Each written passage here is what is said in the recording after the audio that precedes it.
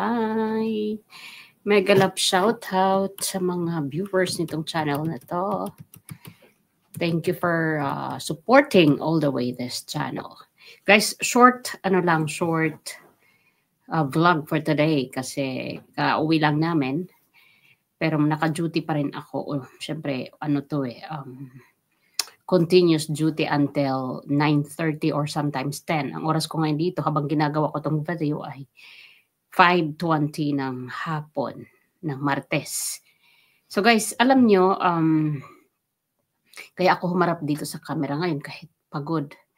Kasi naka-break lang ako and I'll go on with my duty. Kasi kanina habang nagpapakain ako sa aking boss, sa aking mga bossing, tinawag ako ng anak nitong matanda na nanonood sila kasi ng parang kung sa atin balitang hali o yung news on lunch break, parang ganon.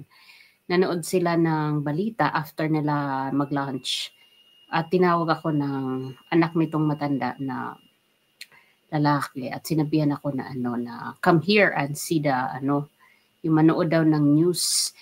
Alam niyo kung bakit? Isa sa mga outside news nila or paano ba tawagin? Yung mga outside news, aside sa mga news nila dito sa locals, meron din mga outside news. So yun ay isa sa mga outside news na dumaan o na flash dun sa kanilang television ay yung Pilipinas. At yung title ay medyo nakangiti ako, para bang natawa ako nung bumalik ako sa kitchen kasi yung kanyang title is parang divorce of Marcos and Sara from Uniteam. Para silang mag-asawa na nag-divorce, parang ganon. It was a funny title, no? Dito sa news nila.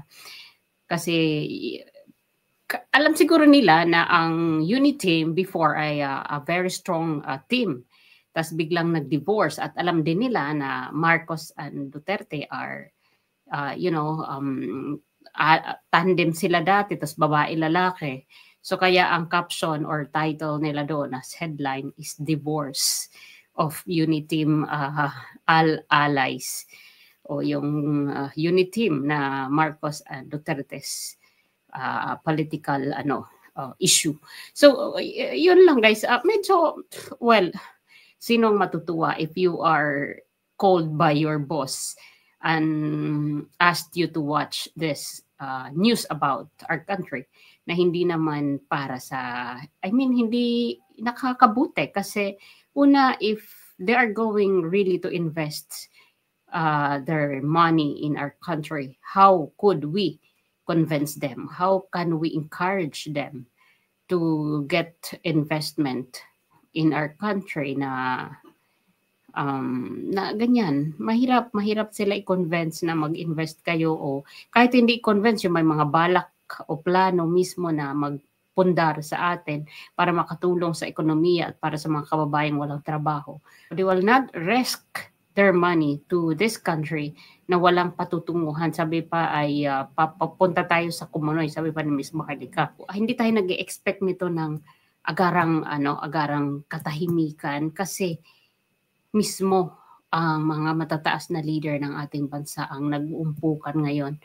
At hindi lang tayo dito lumalabas sa Espanya kundi sa India. Nandun din tayo. Ngayong araw na ipalabas o na ibalita din tayo sa India, sa Taiwan, sa Hong Kong, sa New Zealand. I think all over the world ang crisis sa atin na ang mga political leaders natin na matataas pa, yun pa yung mga nagbabangayan ngayon. At siyempre nakakahiya ito dahil kapag ganyan na ang mga leader natin ay nag-uumpukan, who will trust our country to invest?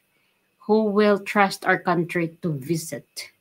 Wala, kahit marami tayong mga tourist destination at this very moment na mainit ang bangayan ng dalawang matataas na leader natin, sabayan pa ng mga yung mga iba't ibang krimen, mga nakawan, patayan, ano pa, yung kalamidad na sirang-sira ang ating environment dahil sa sunod-sunod na kalamidad na wala namang flood control. Nakarating din sa kanila dito yung SONA ni PBBM na nagmalaki ng 5,500 flood control and more. Pero ngayon, nung sinubok siya ng Karina na wala naman, wala, parang kulang lang sabihin ng mga dito ng mga tao na your president is a liar.